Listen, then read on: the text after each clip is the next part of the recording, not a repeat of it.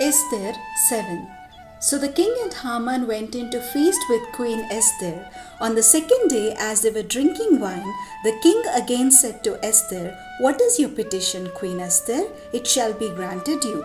And what is your request? Even to the half of my kingdom it shall be fulfilled."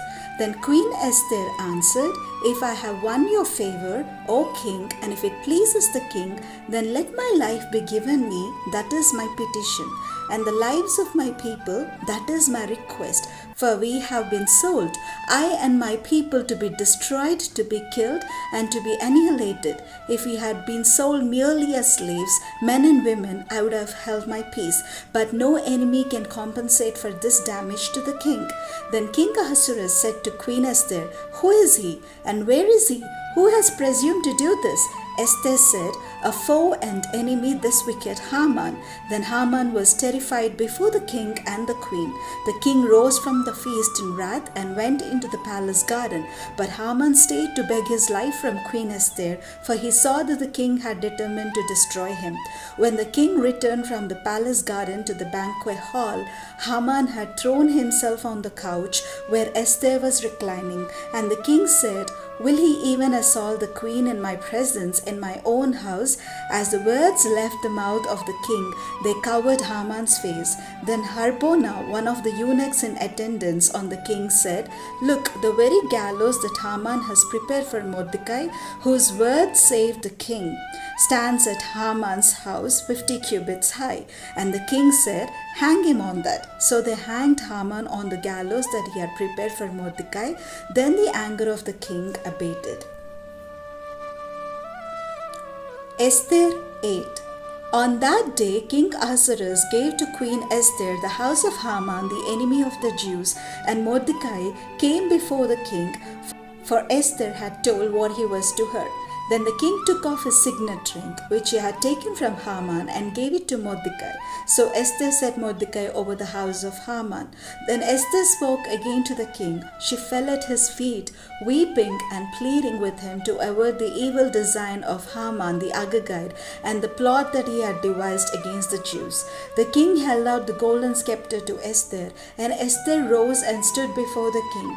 She said, "If it pleases the king, and if I won his favor, and if the thing seems right before the king, and I have his approval, let an order be written to revoke the letters devised by Haman son of Hammedatha the Agagite, which he wrote, giving orders to destroy the Jews who are in all the provinces of the king.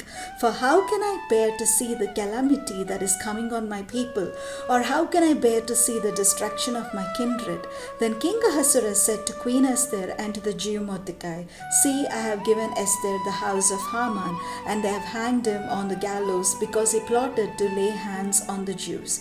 You may write as you please with regard to the Jews in the name of the king, and seal it with the king's ring. For an edict written in the name of the king and sealed with the king's ring cannot be revoked." The king's secretaries were summoned at that time in the 3rd month, which is the month of Sivan, on the 23rd day, and an edict was written according to all that Mordecai commanded to the Jews and to the satraps and the governors and the officials of the provinces from India to Ethiopia, 127 provinces, to every province in his own script, and to every people in its own language, and also to the Jews in their script and their language. He wrote letters in the name of King Ahasuerus, sealed them with the king's ring, and sent them by mounted couriers riding on fast steeds bred from the royal herd. By these letters the king allowed the Jews who were in every city to assemble and defend their lives, to destroy, to kill, and to annihilate any armed force of any people or province that might attack them, with their children and women, and to plunder their goods on a single day throughout all the provinces of King Ahasuerus, on the 13th day of the 12th month, which is the month of Adar. A copy of the writ was to be issued as a decree in every province and published to all peoples, and the Jews were to be ready on that day to take revenge on their enemies. So the couriers, mounted on the swift royal steeds, hurried out, urged by the king's command. The decree was issued in the citadel of Susa. Then Mordecai went out from the presence of the king, wearing royal robes of blue and white, with a great golden crown and a mantle of fine linen and purple, while the city of Susa shouted and rejoiced. For the Jews there was light and gladness, joy and honor. In every province and in every city, wherever the king's command and his edict came, there was gladness and joy among the Jews, a festival and a holiday. Furthermore, many of the peoples of the country professed to be Jews, because the fear of the Jews had fallen upon them.